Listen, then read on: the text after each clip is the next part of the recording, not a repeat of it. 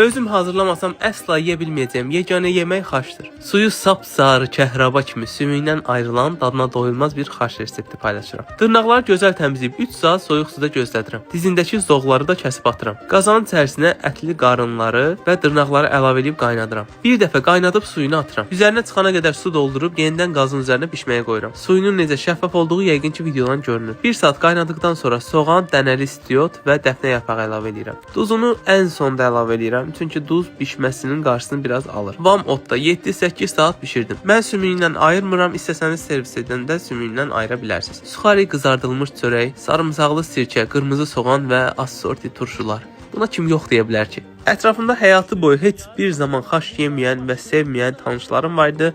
Bu xaşı bəh-bəhlə yedilər. Ona görə də əminliklə deyirəm ki, buna heç kim yox deyə bilməz. Soyuq halda da, isti halda da yemək olar. İnanın ki, əsl qışın malıdır. Nə vaxt ürəyim xaş istəyirsə, özüm mütləq hazırlayıb və nuş edirəm. Bəs siz bilirsiniz ki, xaşın yaxşı bişirilib bişirilmədiyini salfetlə yoxlayırlar. Əgər salfetlə əlini siləndə salfet ələ yapışırsa, deməli xaş çox möhtəşəm bişib.